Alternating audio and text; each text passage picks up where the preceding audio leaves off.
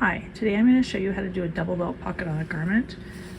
This has an opening that goes right through the fabric, which means it will have to cut a hole through the fabric, and the pocket welt has two pieces of piping that form the double welt.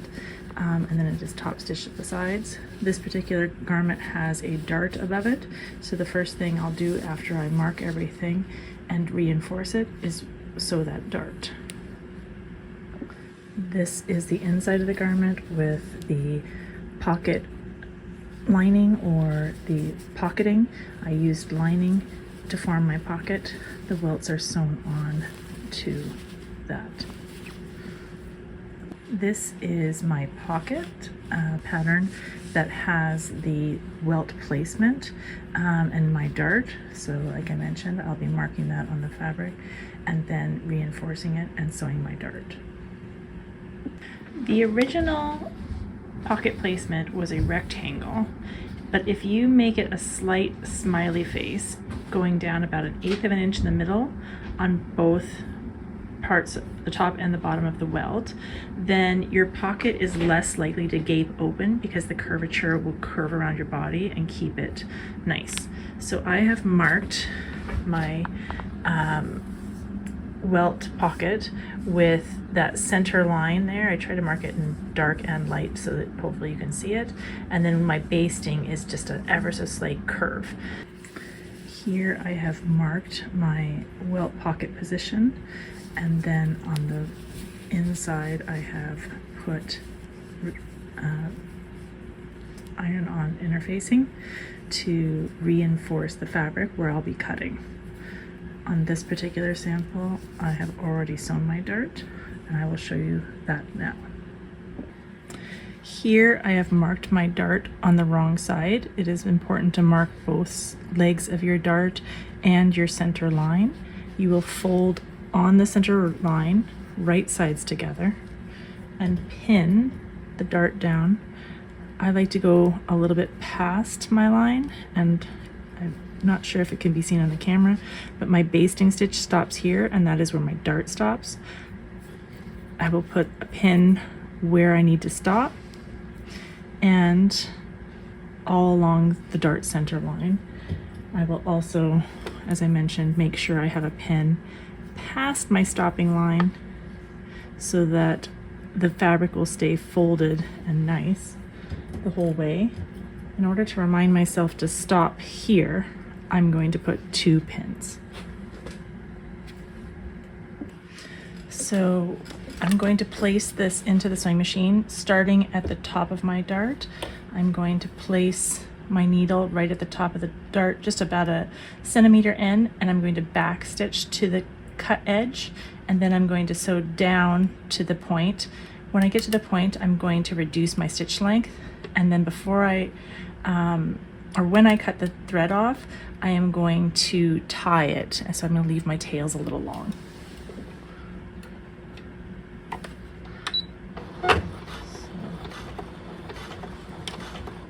Normally I like to sew with a 3mm stitch length, but in this case I'm using a 2.5 just to give a little bit of more stability. If you find it's hard to get your dart started, you could always grab those threads and give it a little pull.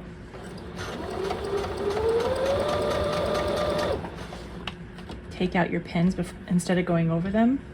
Your pins and your needle will like it a lot better.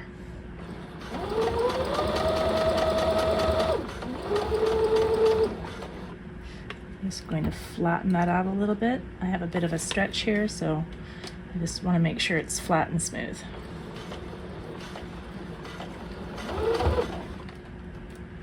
Okay, so those are my 2 pins, so that's where I'm going to have to stop. And then, so I'm going to go a few more stitches. And before I get to the end, I'm going to reduce my length down even further to 1.2.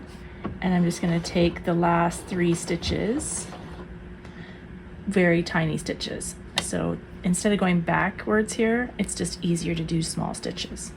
I'm going to bring my needle up, and I'm going to cut that thread really long so that I can tie a knot.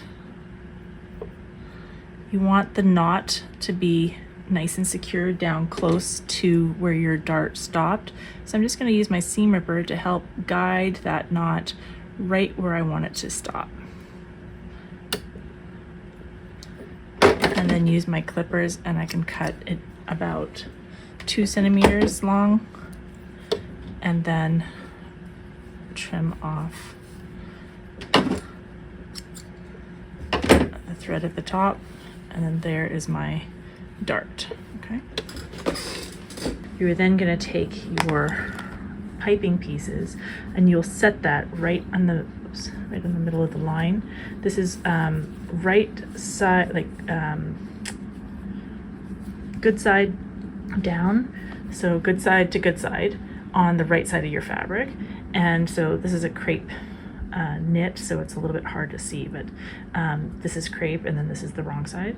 And then you also want the nap of your fabric to be going up in both directions, because when you flip this down, then it will both be going in a downward direction, which is how the fabric was cut in the first place. So I'm going to place this exactly on my that middle placement line, and I'm going to baste this lower one in place, and then I'll repeat that on the top. Okay, I pinned it and then basted it in place right on the very edge of that piping piece. I do have a tiny bit of rippling there, but that's because I have that little bit of a curve. So now I'm going to take this piece and join it on, or place it on the other half of the line exactly, but together in the middle, pin it, and then baste it in place. Okay, I'm hoping you can see this. So I have marked ever so carefully the corners here in white on all 4 corners. I marked it 1/4 inch away from that center line, and it goes a tiniest bit slimmer here. So a scant 1/4 inch here, a scant 1/4 inch here, but the corners are each a 1/4 inch above, and then I marked my stopping points. I'm going to do a very small straight stitch across there, so maybe a 2 millimeter stitch length all the way across, making sure that I reinforce these corners really well. So my white has shown up a little bit better now that it's dried. You can clearly see the box that I created, and it has just an ever so slight smile with a little bit of rippling up here because of that curvature. And again, I have a 1/4 inch to this corner, and then a scant 1/4 inch, and then a 1/4 inch. Repeat, 1/4 inch, scant 1/4 inch, 1/4 inch. So just a slight smile will prevent gaping. Okay, so I hope you can see I'm going to just sew from this corner to this corner, making sure I reinforce really well at both corners. So I'm going to line this up exactly at my corner.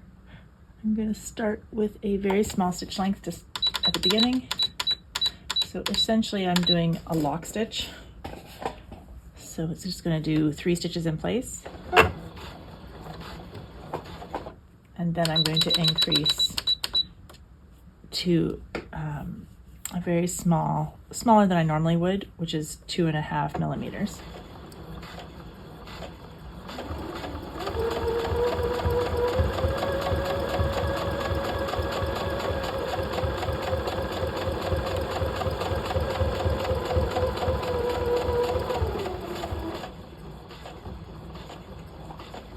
And then repeating my lock stitch. And then I'll do the other side.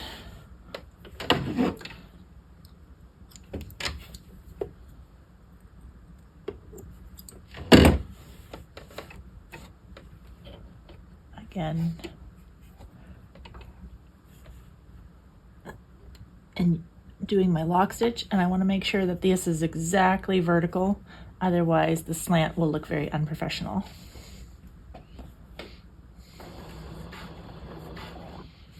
And then increasing up to my 2.5.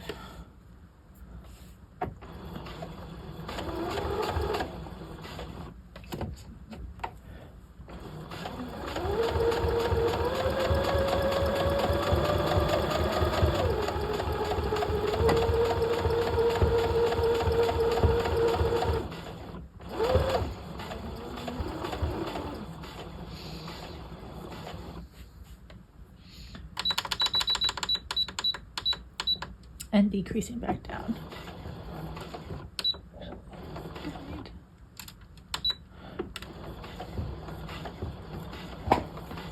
All right.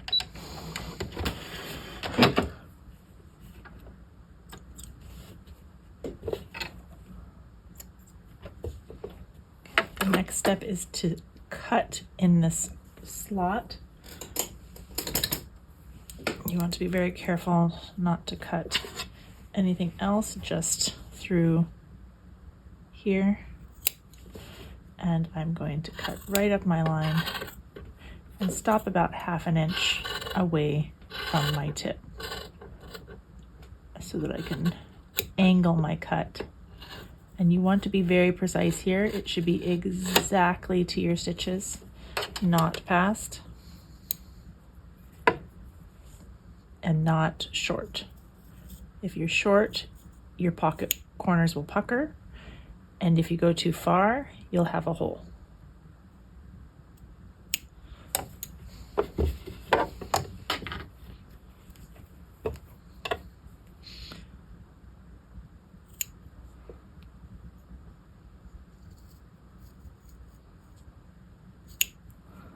Sometimes if your scissors aren't sharp enough, you really have to hold the fabric to get it to work. Okay, so I can now take out my basting.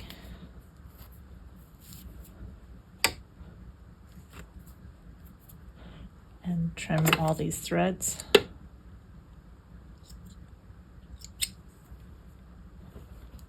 On both sides.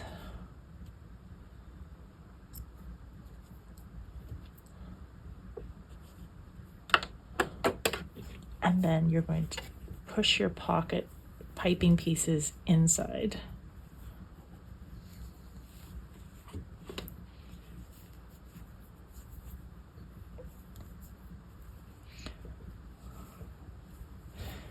Then take that to the iron, and you're going to fold this just so that each piping piece forms little lips like that.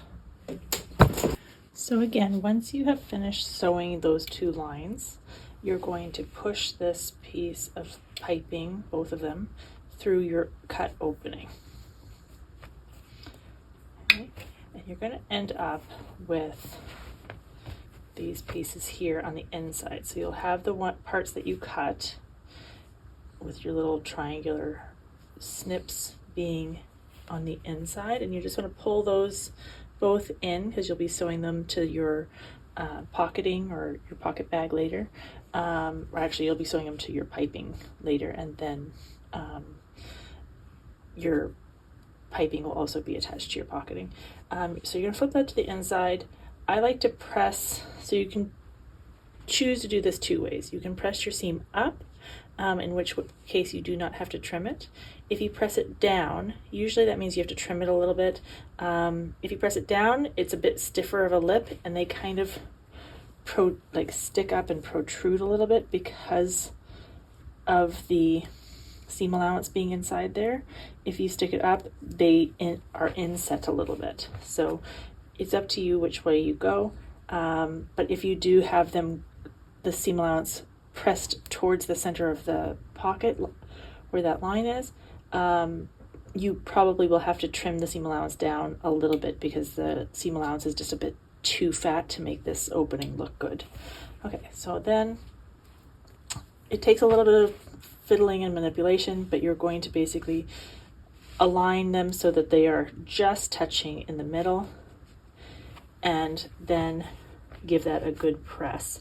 And then you will be stitching in the ditch if you want a more tailored, polished look, or you can actually stitch on the pant part of the pocket across and over and down and around.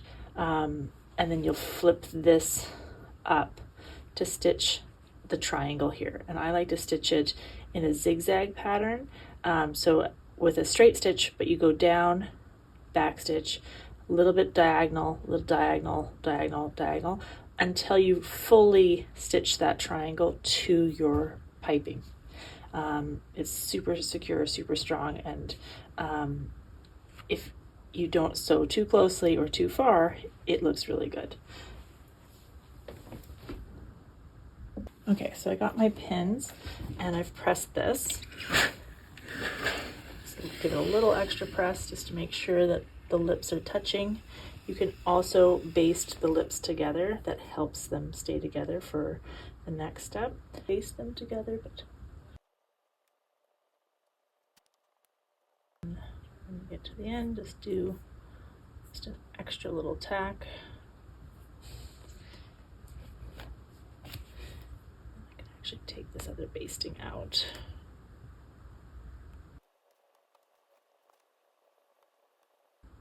So if you just do one little back tack there, it's easy to take them out again.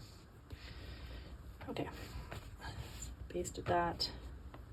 If you want, you could baste the piping down as well instead of pinning it. Just making sure that my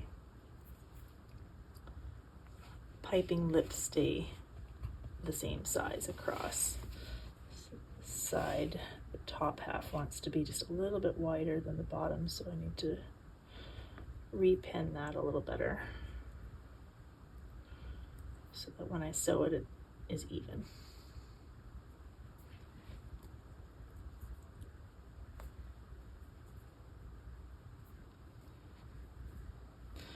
So I'm going to take this to the sewing machine and then we will sew it.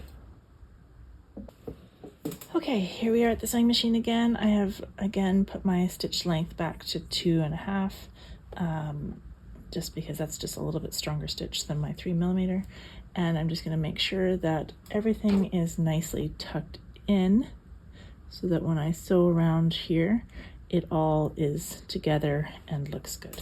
So I'm just going to start at my top left corner and position this so I'm going to be stitching right in the ditch the whole way down. And I'm going to be doing a complete circle, so I'll probably overlap a little bit when I get back to the top here instead of having to do a reinforcement stitch right away.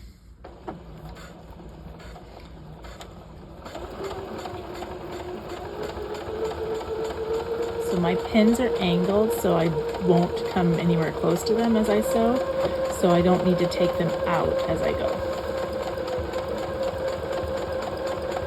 Stitching in the ditch is something that does take time, and practice, so just keep at it. Eventually you'll have no problem doing it. So I can't quite see with the lighting on this machine. I think I need one more small stitch, so I'm going to reduce my length down and just take a couple of small stitches until I know that I'm right at the corner. So there we go. I'm going to turn my corner. I want to get that basting thread out of my way, so I'm just going to slide that aside.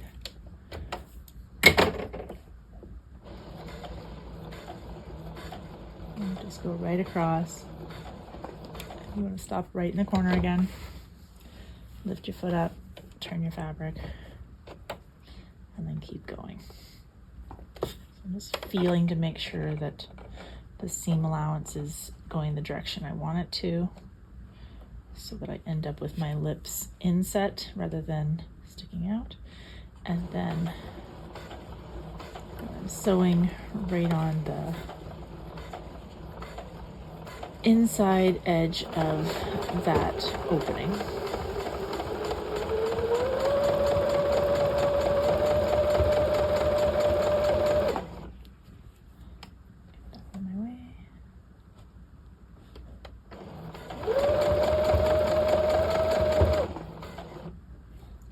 That pin was just a little too close. Feel that nothing gets caught under there too.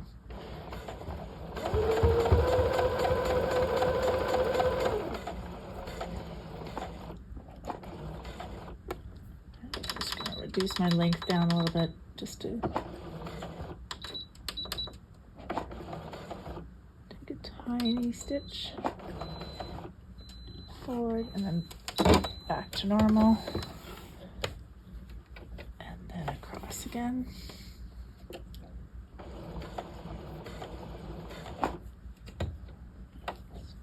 sure that the piping is together right in the middle.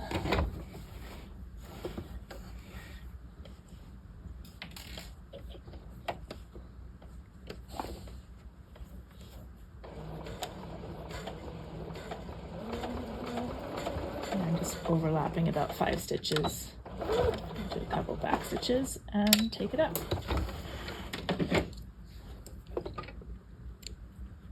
So I always cut my threads on the right side first, and then if you give them a little bit of a pull on the back side, any little tails will pull back.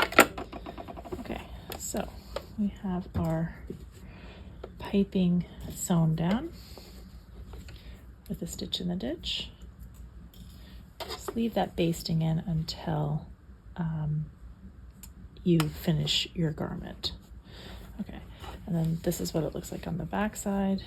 So you can just see the little box that I have sewn there. And now you're going to sew those triangles right to the piping. So just make sure that everything's out of the way. And like I mentioned, I'm going to start with a straight stitch. I'm going to sew across the very end as close as I can get to the base of the triangle. I'm going to sew down, back stitch, and then I'm going to angle my sewing so that I can sew down again, but slightly away from the base.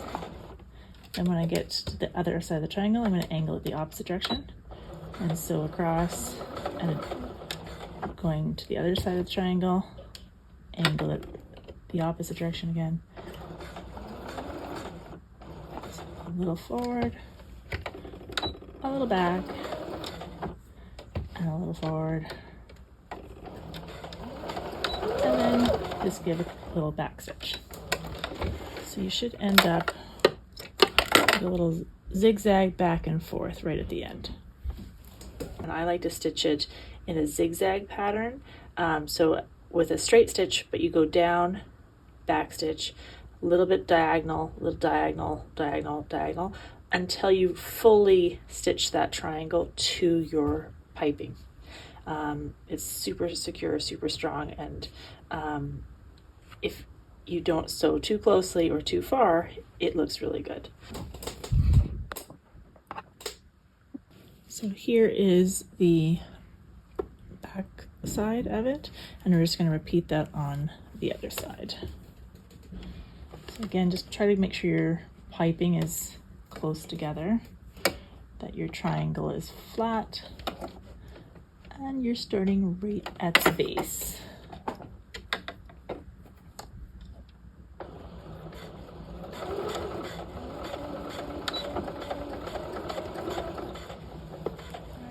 I don't know if you could see that, my hand might have been in the way. Angle slightly, angle slightly.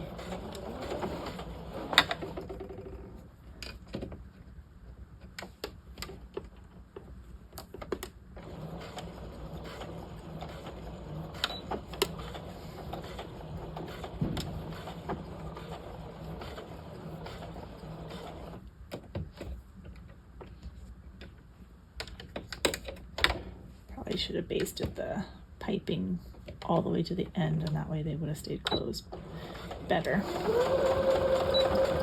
All right, back stitch the end, trim your threads, and then you're ready for the next step, which is putting on your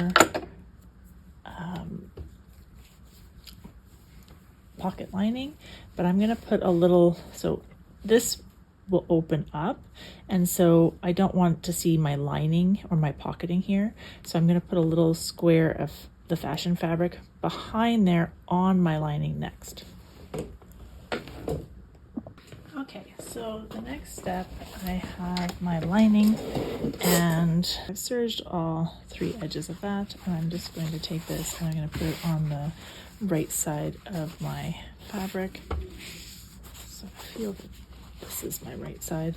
So I'm going to sew this on right on top of there, and then that's going to give myself a little bit of fashion fabric on my garment there. So, you can use a decorative stitch as well to sew this on. I'm just going to use, let's see, what am I going to want to use? I'm going to do a 3-step zigzag. So it does 3 stitches to the left and 3 stitches to the right. And I'm going to increase my length quite a bit because I don't really need it to finish anything. I just want to secure it down.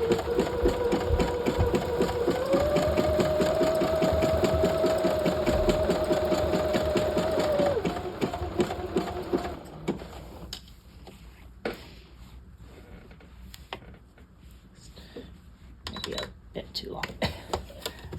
And my piece is just a little longer than I need it, so.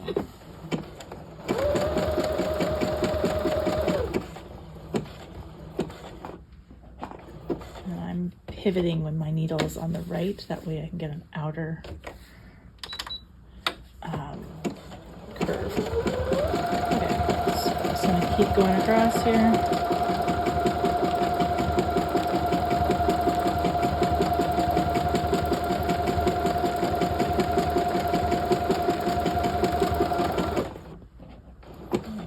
Pivot when the needle's on the right. This gives me a little better look.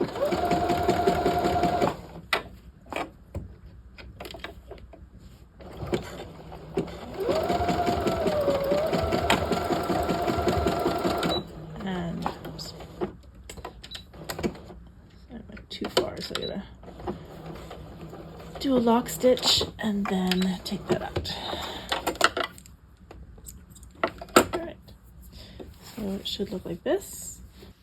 Okay, your next step is going to be to put on your pocket lining or pocketing to your welts piping. So you're going to start at the bottom. The bottom piece, you want it right sides to the piping right side. This is the wrong side of the pant or garment, but this is the right side of that piping. I'm going to just center it on that edge and pin it down and sew it with a 1/4 inch seam allowance.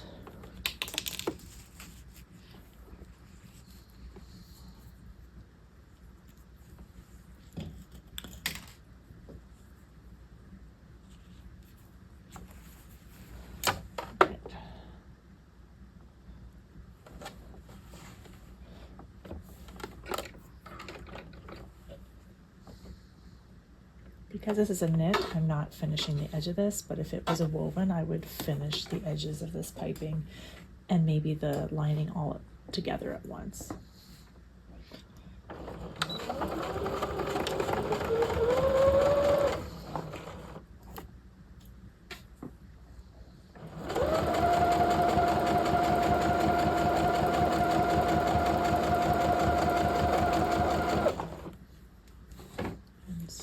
I don't have my walking foot on and I should be sewing this with the pocketing on the top. I'm going to help it along to keep it level or even so it doesn't pucker.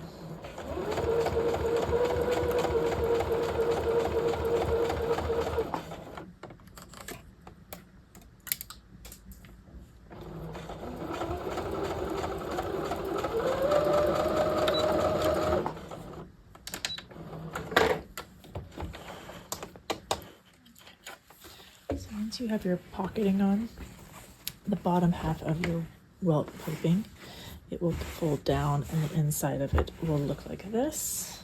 Okay? And I just press the seam allowance down, that way it's nice and flat and the bulk is not too bulky. Then you're going to lift up your pocket piece, which already has your facing on it, and it's going to come straight up to the top here. I'm going to come down just a little bit because I'm going to be sewing it to the seam allowance of the top piping.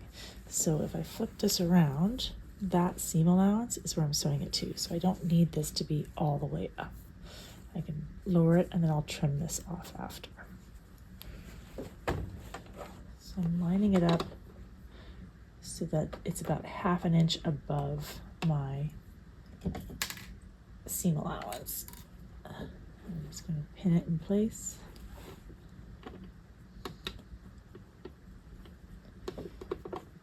And make sure that my edges of my piping and my reinforcement and the pocketing are all aligned. Now I want to sew right in the same stitching line that I sewed my piping on with, but because I also need to sew up this side, across, down, and then down the other side, I'm going to just be starting at this corner of the pocketing. So it's where my fold is, so I'm just making sure that the fold is nice and even, and then I'm going to line it up in the machine with about a 1/4 inch seam allowance.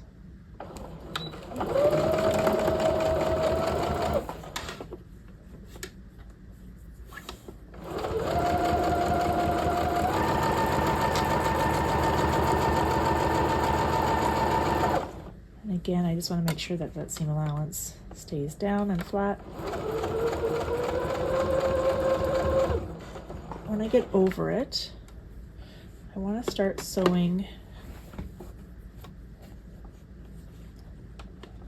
So my pocketing is a little wider than my pocket opening. So I want to go over that seam allowance, and then I'm going to angle right over onto my triangle and then over the top.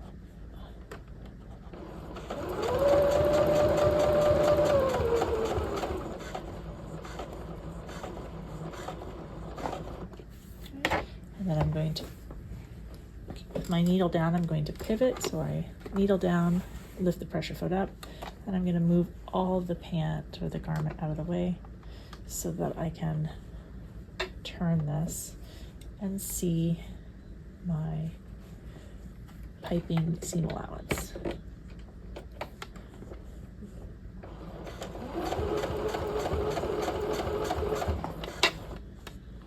I'm just sewing right across the top, right on that other stitching line, or just a fraction away from it.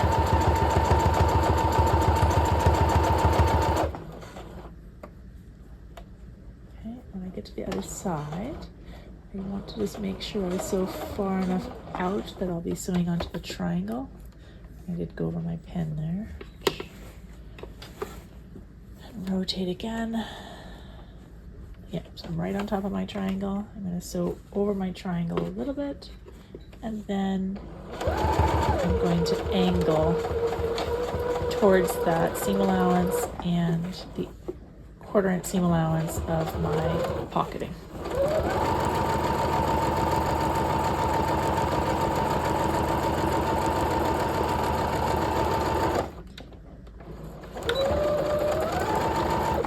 Making sure to backstitch.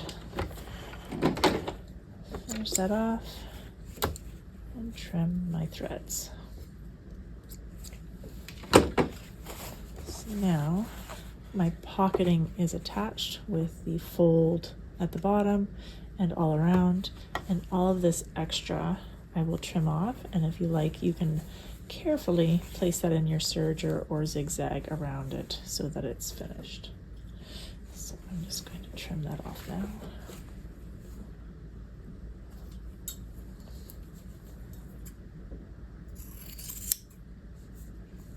I'm going to make it just a tiny bit wider than my pocketing so I don't have, which is called grading, when you don't cut it so close to the previous fabric.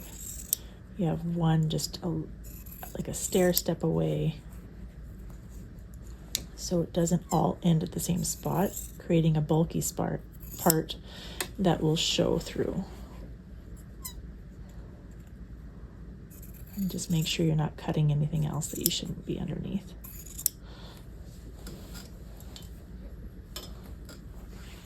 All right. So, and again, because mine's knit, I'm not going to finish that, but if it was a woven, I would want to finish that. So I sewed just a tiny bit above that. So there is our finished welt pocket with a dart above, and I think that turned out pretty well.